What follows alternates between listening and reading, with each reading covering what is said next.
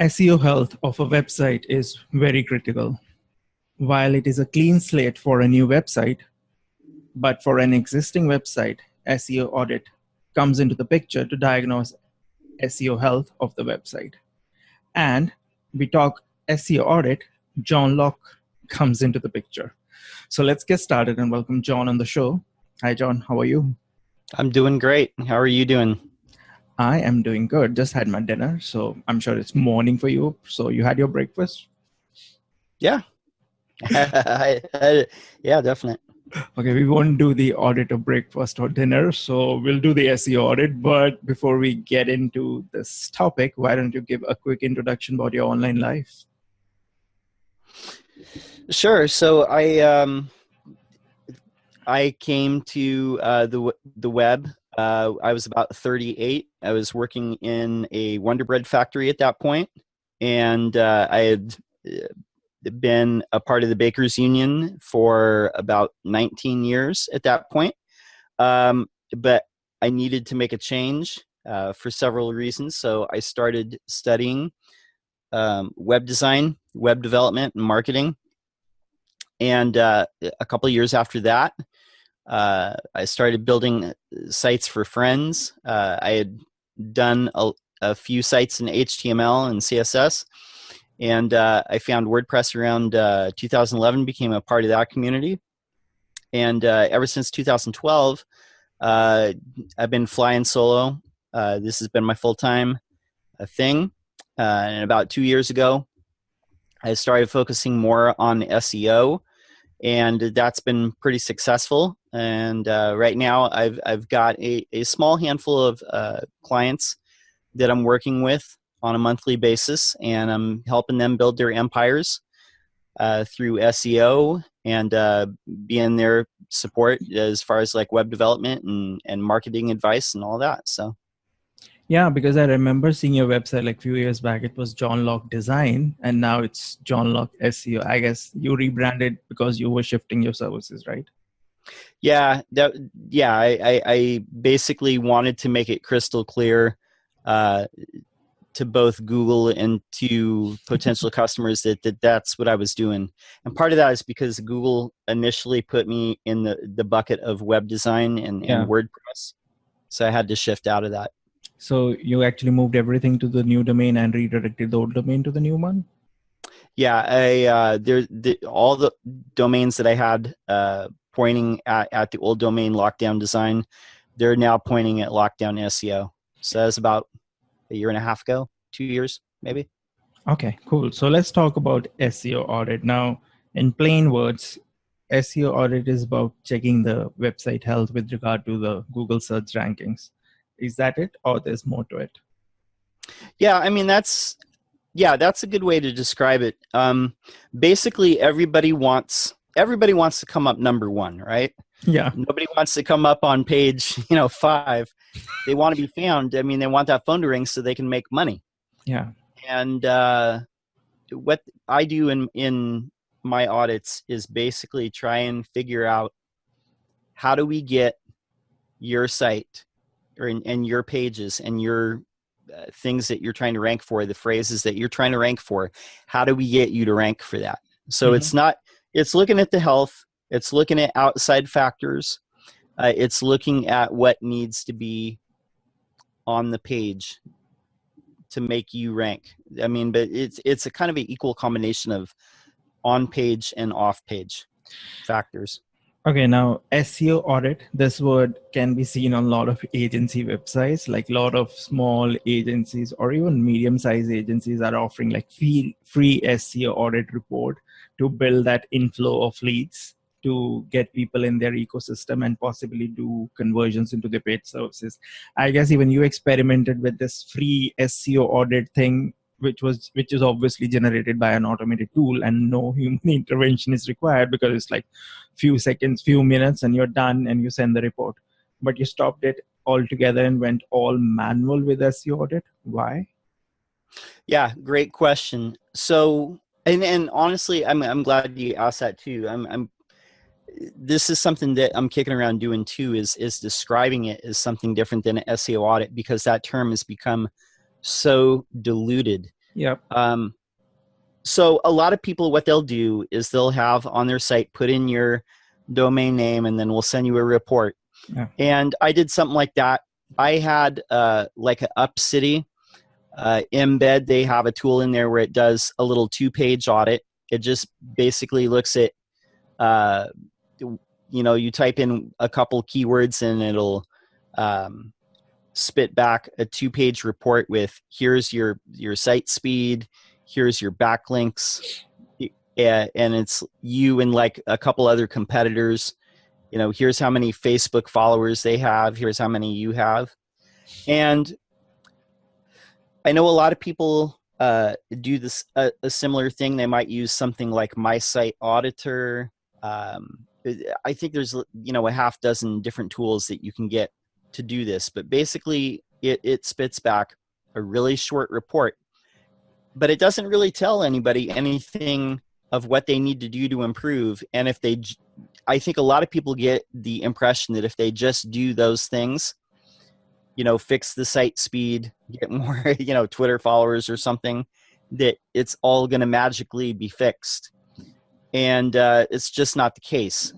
The other reason why I went away from doing the free SEO audits is none of the leads that I ever got from it panned out into anything substantial. Mm-hmm. So I started offering like a manual SEO audit. Because, there's automated tools that do that too. And a lot of people sell that as an audit. And I've had clients, come up to me and say like, hey, this local person said like our SEO is bad, and they showed me a report. And, I've seen different ones. Some of them are like automated from Moz or SEMrush or different things. And it's looking at things that are completely inconsequential. And people draw the wrong conclusions from that. That's why I do the manual report. Also I've seen people jack up their sites by following the advice in these automated reports. So that's why I go in depth, just so that people have an actual battle plan, so that I have good leads. People that are willing to pay for an audit value it. If people are just, putting in their domain to a free tool, then they're not really invested. So, it's a twofold reason. Okay, cool. So let's talk about the manual process of SEO audit, not the automated one. So a client comes to you with this existing small business website. What are the first few steps you do in your SEO audit process? Great question. So what I have on my site is an intake form. Mm-hmm. I just had somebody email me yesterday. They wanted to audit, and I said, go fill out this form.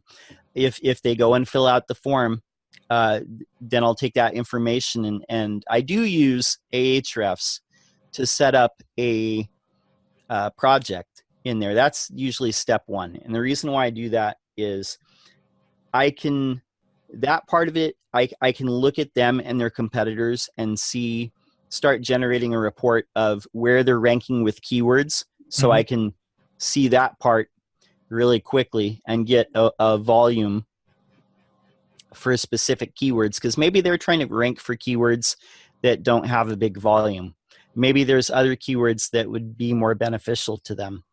But I can also look at their competitors' backlink profile, and I can start looking at things like content gap. I can start looking at just the backlinks that they probably should have. Now, the rest of it is pretty much manual, but that part I like to get going right away, because it takes a little bit of time for those tools like SEMrush or Ahrefs to set up that project and do all the compiling of that information.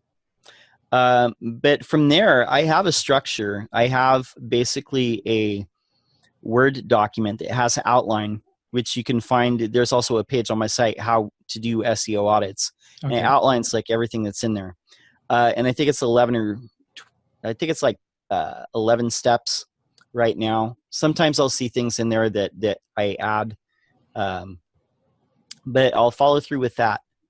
And, the next step after that the most important part, and the part that almost nobody does, is taking the keywords that they want to rank for, and specific ones that have a decent volume and that are going to win them meaningful business. And I will analyze the actual search engine's results page for those specific keywords.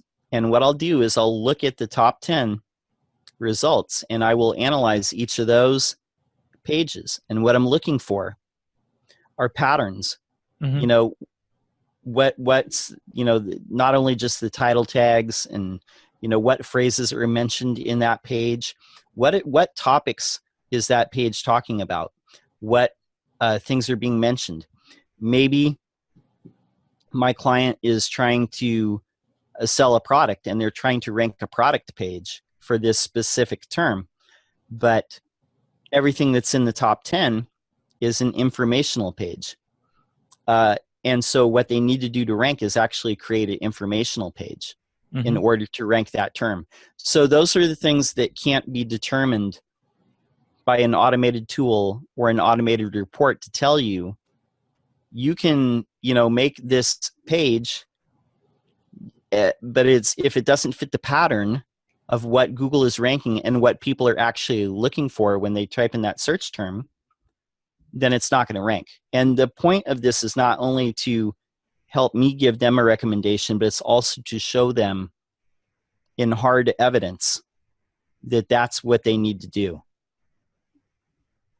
Okay, just going back to the automated versus the manual SEO audit, I guess we can say that automated is more like showing data about the website, whereas, you know, manual is basically showing information based on that data. You access the data, but you process it and give them information and actionable information, right?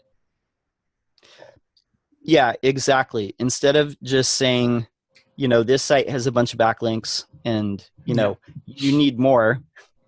That doesn't really tell them anything. No, what I'm looking for is an exact pattern. So I'll give you an example. I had a photographer that I did an audit for not long ago. Now they do international business. A lot of their clients come from outside of their country. And I did, you know, that's one of the things is I'll show them like, hey, like, but, you know, most of the time, most clients, if they're not ranking, it's because they don't have backlinks. They don't have the volume. They don't have the different domains. Now, this individual, they had all a comparable link profile. They had as many domains as their competitors. They had as many links as their competitors. So that wasn't the issue. But when I started digging in, one thing that I did notice is there was key specific sites that their competitors all seemed to have links from. They were basically photography profile sites. And some of them, you know, is like a yearly membership. Some of them you had to apply with examples of your work. But it was too strong of a pattern to ignore. And I noticed that this individual didn't have profiles on any of these. So one of the strong recommendations that I made in this SEO audit is I said, you need to have profiles on these 6 or 7 sites. That's going to help you come up in the rankings, because all the competitors that you're trying to outrank all have these. Everything that's in the top 10 for these specific terms, all these people have profiles there. And that's too strong of a coincidence to ignore. Google sees those sites linking to their websites as meaningful information. So you need to do the same thing. Yeah, very specific use case example. Like in this case, like normally you wouldn't give this kind of suggestion to a normal business type of website, but in this case it does apply, and I guess it would work for them as well, because Google does take authority websites in the same niche very seriously. So, okay, now stepping back a little bit, now you mentioned you use Href for keyword research, like all those off-site parameter research like backlinks, keywords, like besides Href, do you use any other tool as well? Yeah, KW Finder is one that I use. That's you also get SERP Checker, which is useful because I can simulate the Google Maps in that, and that's at the Mangools site. But I pay for that one. That's the other one that I think is a tool in my toolbox that I lean on heavily. And this was like for offsite checking. Like, what about the on-site elements and content? How deep you go with your content analysis and technical SEO analysis during the SEO audit? Right. So, like I said, if I have all the time in the world, I mean, I can analyze like every single keyword, but it's a really painstaking process. So what I do with the content analysis is I'm going to pick, maybe like a dozen or 24 specific things that are going to bring them the most business, and with most businesses, that's more than sufficient. Mm-hmm. But what I do is look at the specific pages that they're trying to rank for, and give suggestions of how to change those pages, because that's the other element in that, is what's on the page usually needs to be improved. It's really hard to rank for a search term if you're not going in depth like the other sites that are ranking are. And I do give suggestions too as to overall content strategy. Most of the time, no matter what the industry, the sites that have more robust content on their site tend to win. And it's not always just blogs. Sometimes it's resource guides. Sometimes it's specific types of PDFs. But there's almost always a key or keys, multiple keys that you need to be looking for as far as the patterns of what's ranking. And that's what I'm looking for, is just what is your site missing that these other sites seem to have. Okay. So when a client comes with a business website, like, how do you decide how many pages you want to analyze and put in the SEO audit, or take into account? Like, some sites will also have blog posts, like 100 blog posts besides the main keyword anchor pages. So how do you decide which all things to include, or which all things to include in your SEO analysis that forms the SEO audit report? That's a good question. So, like I said, it's really hard to analyze like 1,500 posts. Yeah. And so, that's not going to happen. What I like to do is focus my time on what's bringing them the most traffic, or what has brought them the most traffic in the past. There's an audit that I did for a site. They talk about a specific type of software, and what this person came to me, they were wanting an audit because they had noticed that they were dropping off. They had had a certain level of traffic, and then it had dipped down, and they were concerned about that. And so what I did is I looked at their top 20 pages that had dipped down in traffic. And by fixing that fixed a lot of their overall traffic problems. I mean, I don't know, like, about you, like how your site is, but for my site, like, most of the traffic comes from, maybe 30 pages. Yeah. And that's the majority of the traffic. And that's like less than 1/10 of all the pages on my site. Most of content heavy sites that have a lot of blog traffic, or they have like an extensive blog, maybe they've been blogging for 8 or 9 years, most of the time that rule holds true. Like 10 to 20% of your content brings most of your traffic. Yeah, that's true. So that's where I focus. And when you do the offsite checking for the offsite elements, besides the backlinks and keywords, are there any other aspects that you take into account while doing the SEO audit? Right. Oh, great question. So a lot of people are trying to compete in local SEO, whether whether they're an electrician or a plumber or a manufacturing plant or a HVAC or an auto repair shop, whatever. They're trying to compete in local SEO most of the time. And so,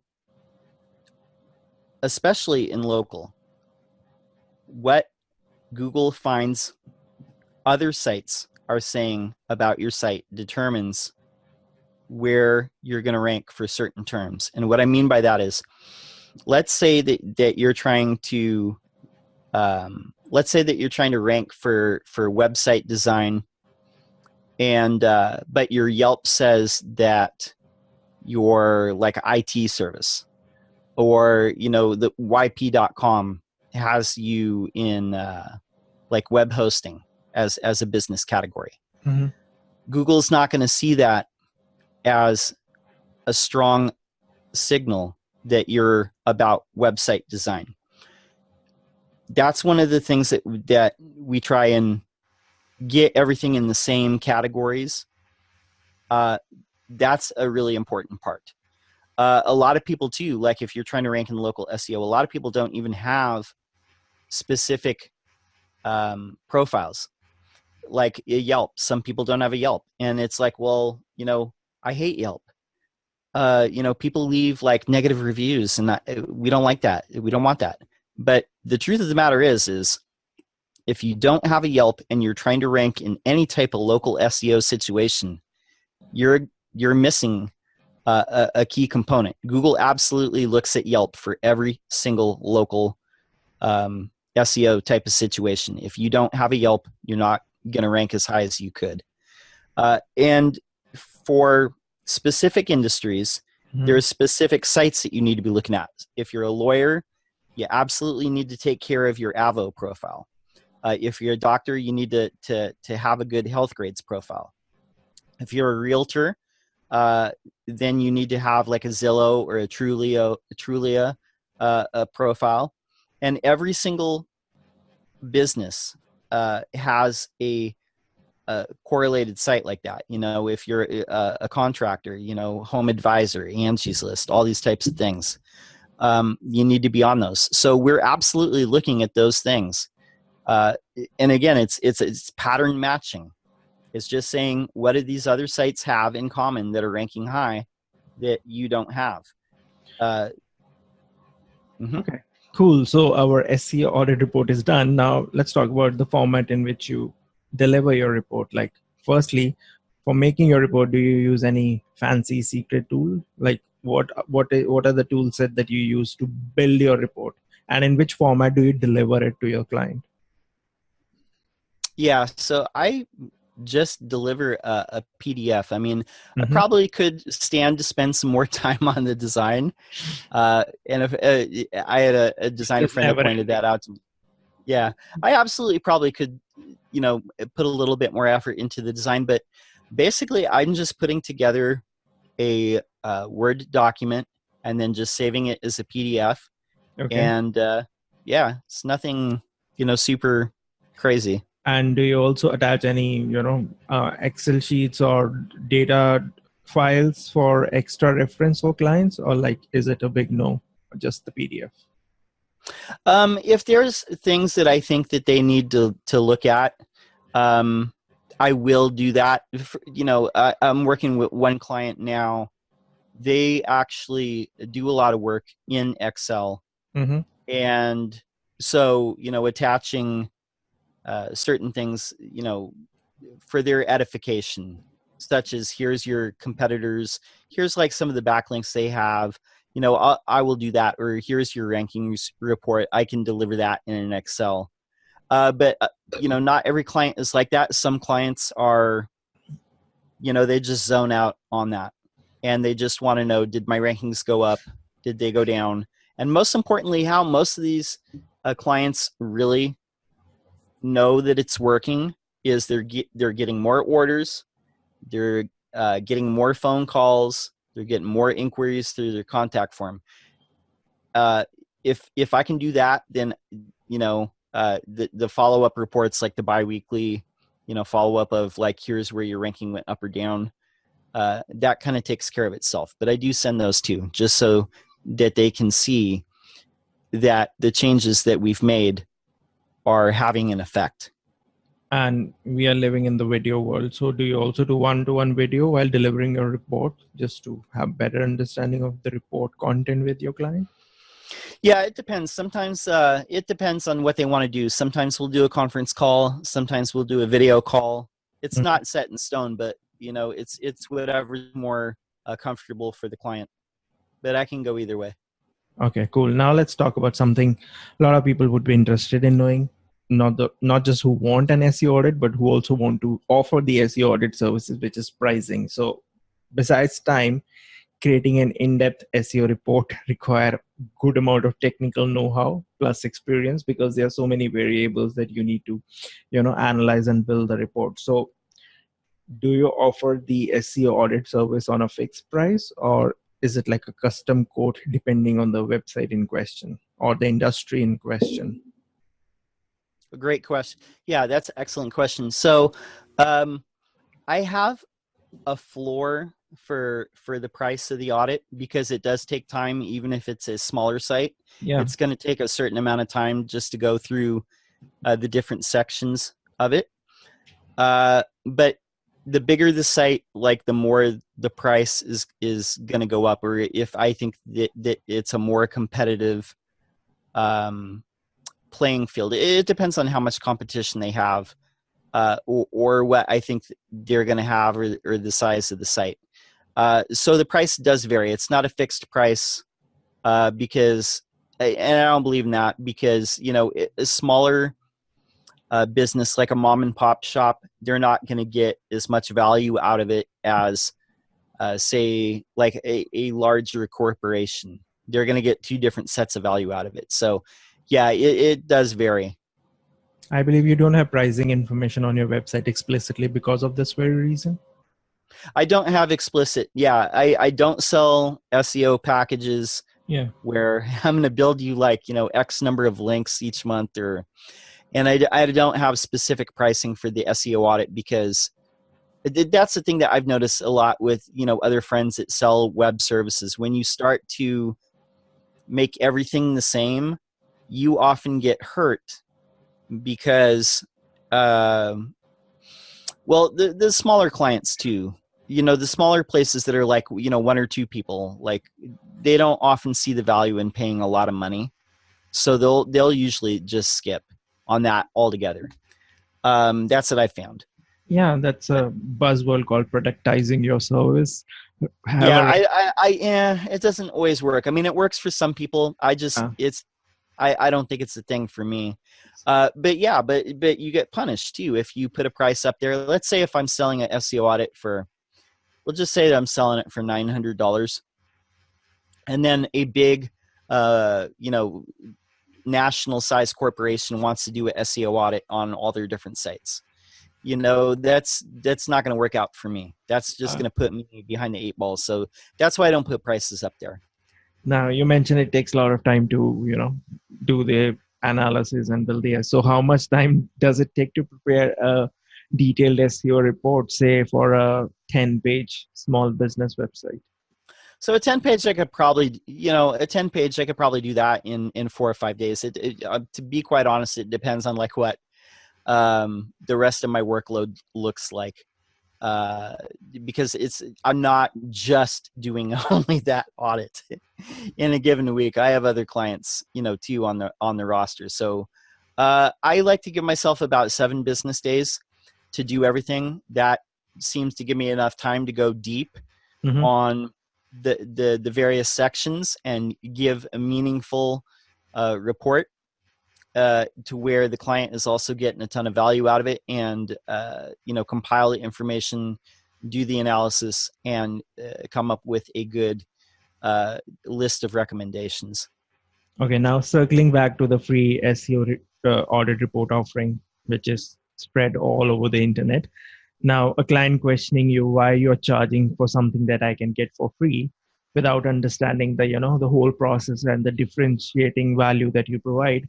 Now, for such clients or for such leads, do you invest time explaining that this is different from those automated SEO audit services, or you just let it pass and focus on the next one? Yeah, I mean, not every prospect. It's okay if I don't. Not every prospect wants to invest. Yeah, Not everybody is going to have the same level of sophistication. Some people, they might have built their own website, or they think that all web design or web development or marketing should be, cheap. And if they're at that level of sophistication, I'll basically tell them, and I'll jump on the phone with them and I'll explain to them what they're getting, and I'll send them a link to not only the audit page but the blog article, how to do SEO audits, and they can read up on it. And if they're still not convinced, then I don't press the issue any further. I'm not trying to convince them of something that they're never going to be convinced of. yeah. It's a bad power dynamic to do that. They either get it or they don't. Okay, now you've shared the possible SEO improvements that can be done as highlighted by the SEO audit report and the process that you've done for a specific client. Now, after you've done that, how do you handle client expectations of getting immediate results, as SEO is a slow process and it takes time? So how do you handle the client's expectation? Oh, I want the results. Now you've highlighted the problem, solve them real quick for me. Yeah, it's really interesting. I've never, well, you know what? I won't say never. There's only one. There's one time that I had that issue, and it was a client that somebody else, they handed off to me, and and then I came to the same conclusion that original agency did. Basically, anybody that's going to invest in the SEO audit, or they're going to invest in, a 3 or a 6 or a 9-month run with SEO, they usually understand that it's going to take a little bit of time. And even if miraculously, let's say that somehow miraculously, I had a team of 100 people and we did all the content, redesigned the site, built all the links, did everything in 1 week, it still is not gonna, Google is still not gonna, reflect those changes the next day.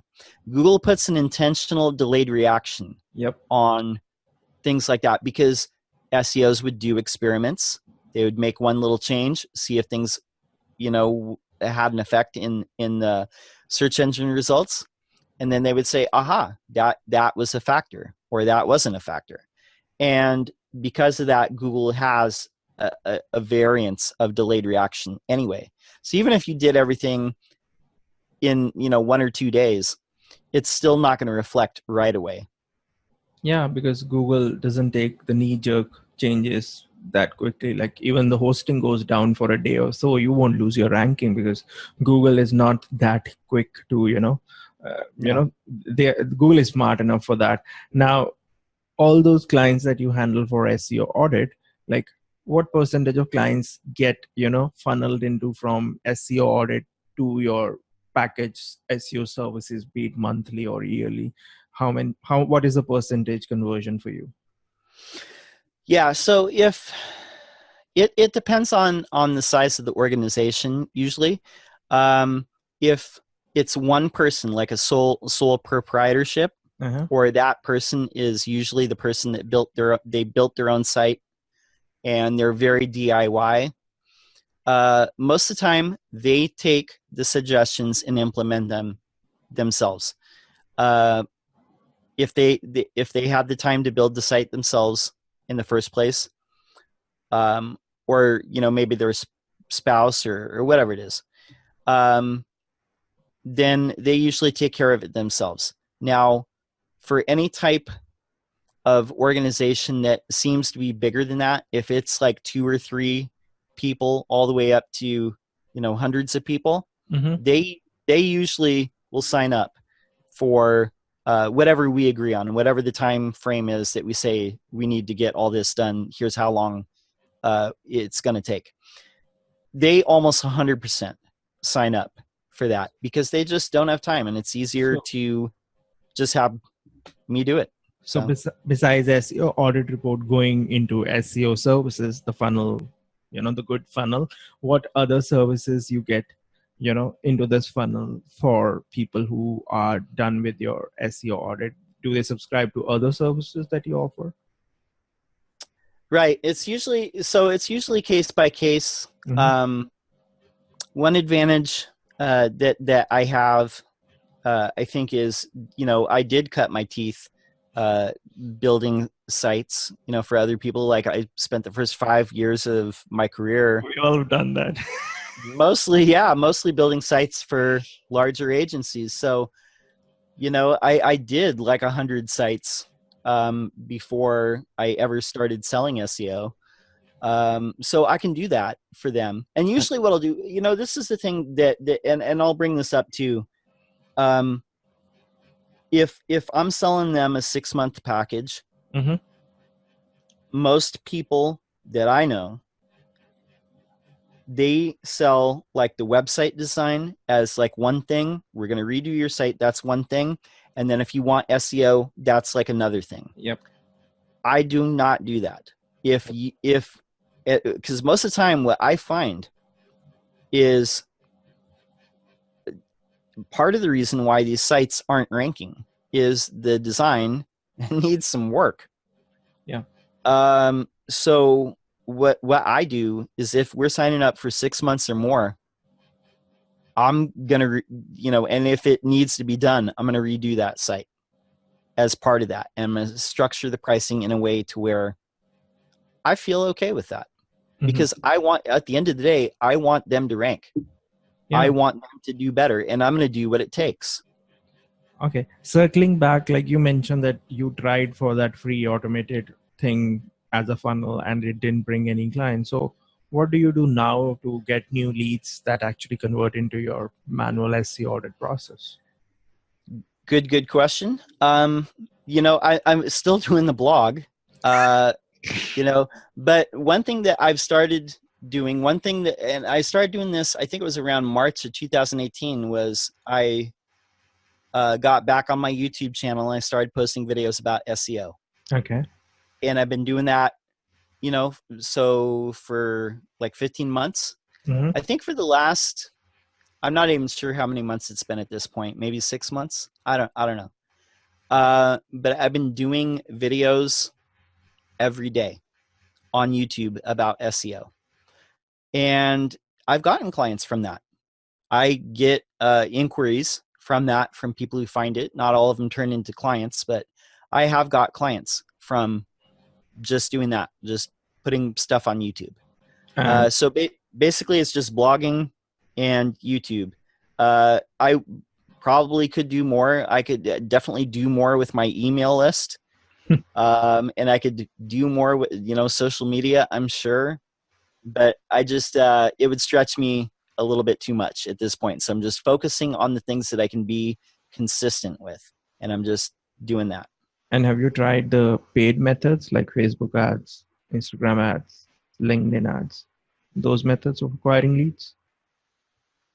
Now, I've done Facebook ads. I didn't really get anything from it. I've done Twitter ads. Didn't really get anything from it. I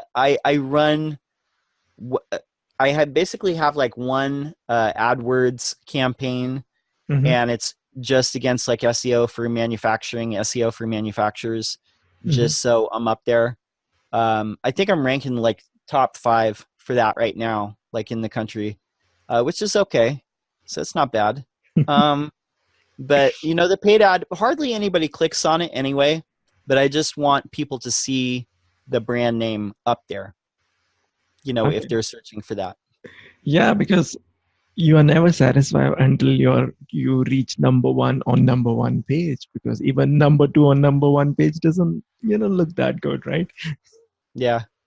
I mean, you want to be in the running, you know what I mean? Yep. Yeah, you want to be in there. Okay, let's shift the gears and talk about your toolbox. So which are your current 5 favorite tools that power your online business? Okay, 5 tools. Ahrefs, KW Finder. Okay. Bright Local. Which is for? Bright Local is a local SEO tool. Okay. You can set up reports in there, but they also do things like a local citation burst. Okay. So if you need to build like citations outside of Yelp and YP.com and Hotfrog and stuff like that, they can do all those second and third tier ones pretty quick. Okay. So what email and FreshBooks. Okay. That's what I use for invoicing. So those 5 things, I'm pretty basic. Basic works. Yeah, basically, yeah. Keep it easy. Okay, which is your recommended web hosting service? My site is hosted on WP Engine right now, but the if you're on a budget, you could use SiteGround. But Kinsta is also a good alternative to WP Engine. So, do you use any page builder? I have one client where I did use a page builder just because that one's more like it's a legacy account. It's like a web dev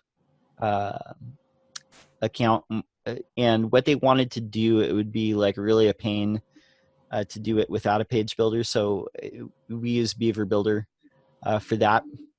But normally I don't use a page builder. Normally I'm setting it up using advanced custom fields and building a custom theme. And which do you use any out of the box WordPress theme, base theme for building, or is it like completely custom? Completely custom. Wow. Yeah, I know. I'm a glutton for punishment, I'm telling you. It's just, I'll tell you. Okay, I'll tell you this too. Like I have like a couple I have a couple clients now. I didn't build their site, but they came on as SEO clients and they have sites in Divi. It's no comments. I think it's just what you're used to. If you're used to building in Beaver Builder, if you're used to building in Elementor, or if you're used to building in Divi, then it's easy. But if you're not used to that, it's a pain. It's a jungle, and you never know where the next bite comes from.